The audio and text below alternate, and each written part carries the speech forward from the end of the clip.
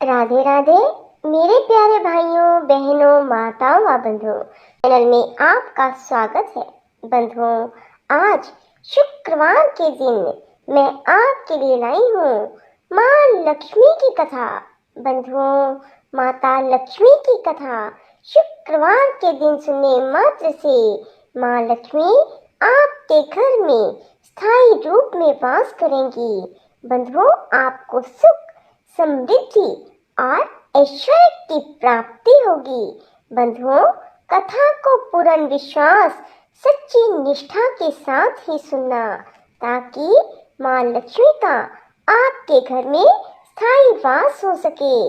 बंधुओं, यदि आपने हमारे चैनल को अब तक सब्सक्राइब नहीं किया तो जरूर करें और बेल आइकन दबाना ना भूलें, ताकि आपको हमारी आने वाली सभी वीडियोस की जानकारी सबसे पहले हो सके। बंधुओं, वीडियो को पूरी सुनने के बाद कमेंट बॉक्स में जय माँ महालक्ष्मी जरूर लिखें। बोलो माँ महालक्ष्मी की जय हो। देवताओं का कार्य सिद्ध करने के लिए गरुड़ की पीठ पर बैठे हुए भगवान विष्णु सहसा वहां प्रकट हो गए। वे सबको अभय देने वाले हैं। उन्होंने देवताओं और दैत्यों की दृष्टि पास करके खेल खेल में ही उस महान पर्वत को उठाकर गरुड़ की पीठ पर रख दिया। फिर वे देवताओं और दैत्यों को शीर समुद्र के उत्तर तट पर ले गए और पर्वत श्रेष्ठ मंदराचल को समुद्र में डालकर तुरंत वहां से चल दिए। तदंतर सब देवता दैत्यों को साथ लेकर वासुकी नाग के समीप गए और उनसे भी अपनी प्रार्थना स्वीकार कराई। इस प्रकार मंदराचल को मथानी और वासुकी नाग को रस्सी बनाकर देवताओं और दैत्यों ने क्षीर समुद्र का मंथन आरंभ किया। इतने में ही वह पर्वत समुद्र में डूबकर रसातल को जा पहुंचा। तब लक्ष्मीपति भगवान विष्णु ने कच्छप रूप धारण करके तत्काल ही मंदराचल को ऊपर उठा लिया। उस समय यह एक अद्भुत घटना हुई। जब देवता और दैत्यों ने मथानी को घुमाना आरंभ किया, तब वह पर्वत बिना गुरु के ज्ञान की भांति कोई सुदृढ़ आधार न होने के कारण इधर उधर डोलने लगा। यह देख परमात्मा भगवान विष्णु स्वयं ही मंदराचल के आधार बन गए और उन्होंने अपनी चारों भुजाओं से मथानी बने हुए उस पर्वत को भली भांति पकड़कर उसे सुखपूर्वक घुमाने योग्य बना दिया। तब अत्यंत बलवान दैत्य और देवता एकीभूत हो अधिक जोर लगाकर क्षीर समुद्र का मंथन करने लगे। कच्छप रूपधारी भगवान की पीठ जन्म से ही कठोर थी और उस पर घूमने वाला पर्वत श्रेष्ठ मंदराचल भी वज्रसार की भांति दृढ़ था। उन दोनों की रगड़ से समुद्र में बड़वानल प्रकट हो गया। साथ ही हलाहल विष उत्पन्न हुआ। उस विष को सबसे पहले नारद जी ने देखा।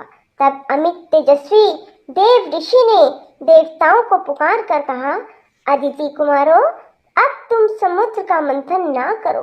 इस समय समुद्र उपद्रवों का नाश करने वाले भगवान शिव की प्रार्थना करो। वे प्रातपर हैं, परमानंद स्वरूप हैं। योगी पुरुष भी उन्हीं का ध्यान करते हैं। देवता अपने स्वार्थ साधन में संलग्न हो समुद्र मथ रहे थे। वे अपनी ही अभिलाषा में तन्मय होने के कारण नारद जी की बात नहीं सुन सके। केवल उद्यम का भरोसा करके वे क्षीर सागर के मंथन में संलग्न थे। अधिक मंथन से जो हलाहल विष प्रकट हुआ, वह तीनों लोगों को भस्म कर देने वाला था। वह प्रौढ़ विष देवताओं का प्राण लेने के लिए उनके समीप आ पहुंचा और ऊपर नीचे संपूर्ण दिशाओं में फैल गया।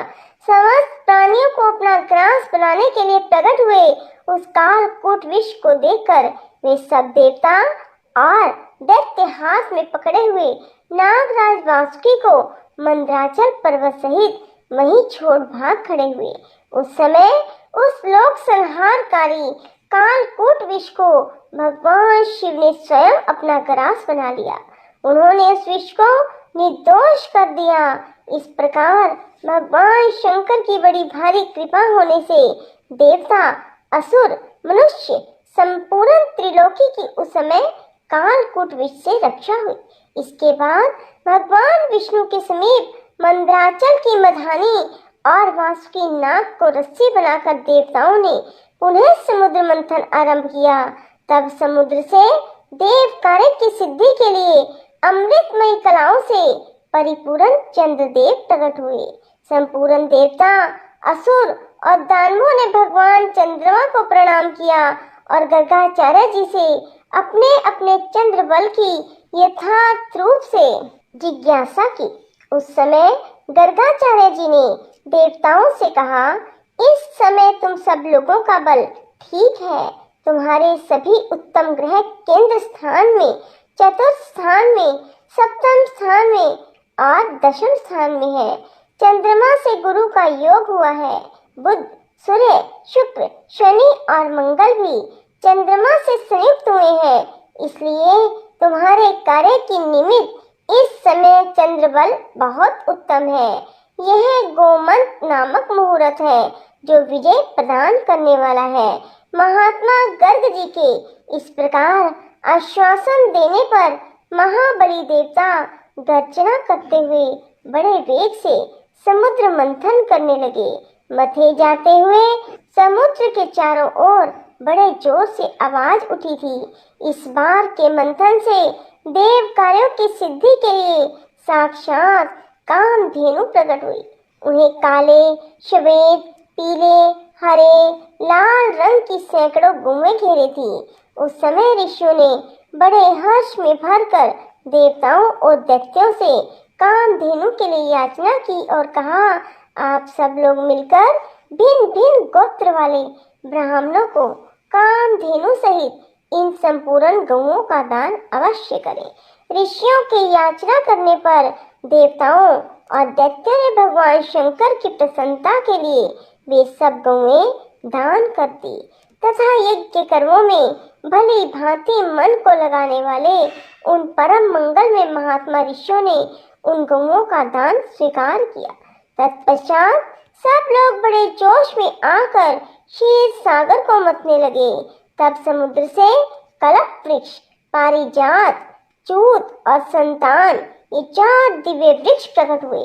उन सब को एकत्र रखकर देवताओं ने पुनः बड़े वेग से समुद्र मंथन आरंभ किया। इस बार के मंथन से रत्नों में सबसे उत्तम रत्न कौस्तुभ प्रकट हुआ, जो सूर्य मंडल के समान परम कांतिमान था। वह अपने प्रकाश से तीनों लोकों को प्रकाशित कर रहा था। देवताओं ने चिंतामणि को आगे रखकर कौस्तुभ का दर्शन किया और उसे भगवान विष्णु की सेवा में भेंट कर दिया। इसके बाद चिंतामणि को मध्य में रखकर देवताओं और दैत्यों ने पुनः समुद्र को मथना आरंभ किया। वे सभी बल में बड़े चढ़े थे और बार बार गर्जना कर रहे थे। अब की बार उस मथे जाते हुए समुद्र से उच्चैश्रवा नामक अश्व प्रकट हुआ। वह समस्त अश्व जाति में एक अद्भुत रतन था। उसके बाद गज जाति में रतनभूत ऐरावत प्रकट हुआ। उसके साथ श्वेत वर्ण के 64 हाथी थे।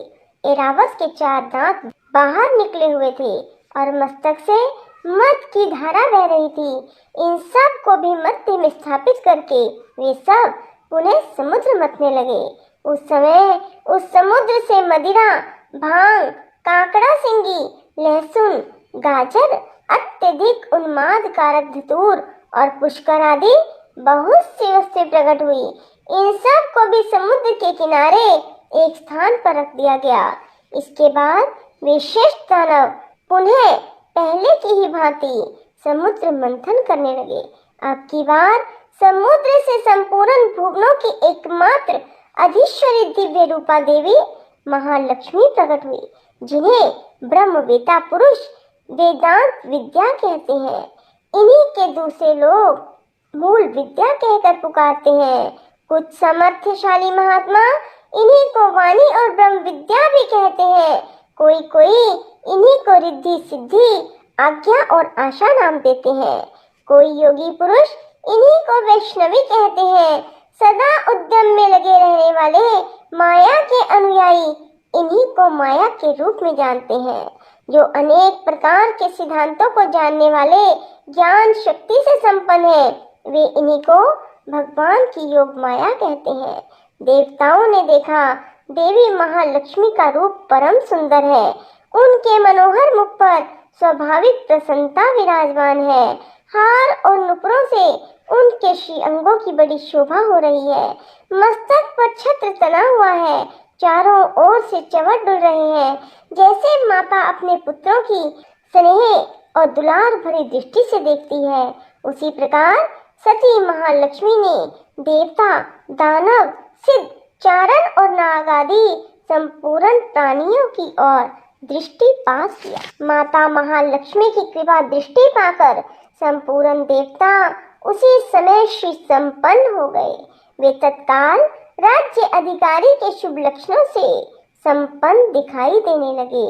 बोलो महालक्ष्मी माता की जय हो। राधे राधे, जय श्री कृष्णा। बंधुओं, यदि आपको हमारी वीडियो पसंद आए तो इसे लाइक करें और शेयर भी जरूर करें। धन्यवाद।